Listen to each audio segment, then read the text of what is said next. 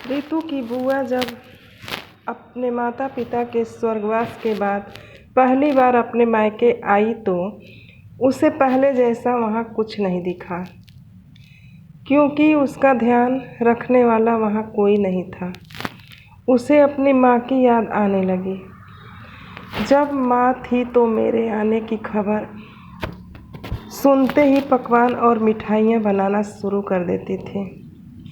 माँ की बात ही अलग थी। सबसे पहले माँ मेरे स्वागत के लिए दौड़ आती थी।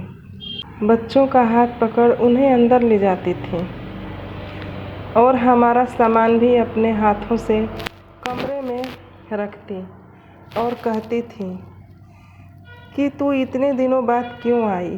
तुझे महीने में एक बार आना चाहिए। मेरी तो आंखें तरस जाती हैं तुझे देखने के लिए। इतने दिनों बाद आई हो तो कुछ दिन रह के जाना। माँ की बातें सुनने के बाद उनसे कहना मुश्किल होता था, मेरे पास टाइम नहीं है। मेरी आंखें भर आती थीं। माँ से कुछ मैं बोल नहीं पाती। बुआ बैठे बैठे अपनी बीती बातों को सोच रही थी कि इतने में भाभी आई और बोली, दीदी आप कब आई? आने से पहले एक फ़ोन कर देती। बताइए कैसी हैं? इधर उधर की बातें करने के बाद भाभी ने कहा, मैं आपके लिए पानी भिजवाती हूँ। कहती हुई अंदर चली गई और अंदर जाकर बड़ी भाभी से कहने लगी, बिना बताए दीदी आई हैं। अपनी तो आई हैं, अपने बच्चों को भी अपने साथ लाई हैं। अब उनके लिए खाना कौन बनाएगा? दोबारा खाना तो हमारा बन चुका है।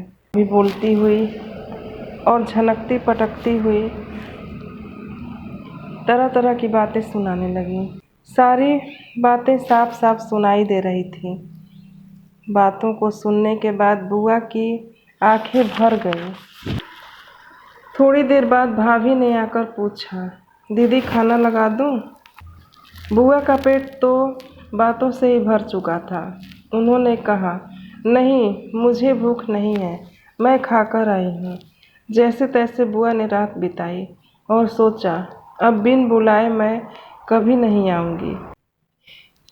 मैंने सोचा भी नहीं था कि माता पिता के जाने के बाद मायके में मेरा अनादर होगा।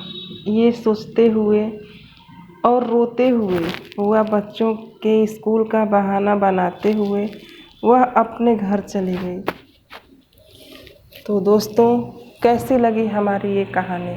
अगर हमारी कहानी अच्छी लगे तो सब्सक्राइब करें और शेयर भी करें।